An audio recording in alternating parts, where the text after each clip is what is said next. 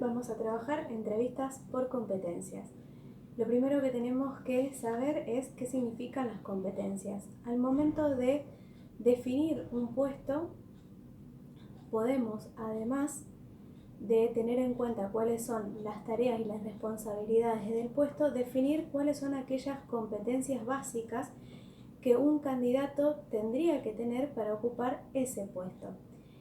Las competencias son un conjunto de conocimientos, de habilidades, de aptitudes, de valores y de comportamientos que las personas tienen, ¿sí?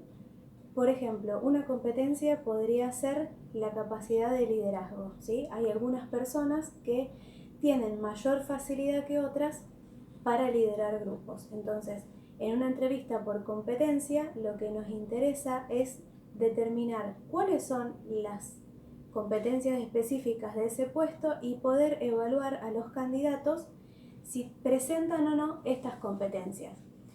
A través de las entrevistas lo que hacemos es, una vez definidas las competencias, armar preguntas en las cuales el candidato nos responda acerca de su comportamiento. Si se trata de una persona que tiene experiencia laboral, le preguntaremos sobre, crearemos una situación hipotética, por ejemplo, y le preguntaremos cómo se manejaría en esa situación. Y trataremos de escuchar en esa entrevista cómo es su comportamiento, ¿sí? Otra manera de evaluar también el comportamiento de las personas es a través del Assessment Center, algo que vamos a trabajar en la siguiente clase. ¿En qué lugar del proceso de selección ubicamos a las entrevistas por competencia? Generalmente estas entrevistas por competencia se hacen cuando ya no hay tantos candidatos, ¿sí? Seguramente habremos hecho una entrevista grupal para hacer un primer filtro, ¿sí? Y después se decide por una cantidad reducida de candidatos aplicarle las pruebas psicológicas y someterlos a una entrevista por competencias.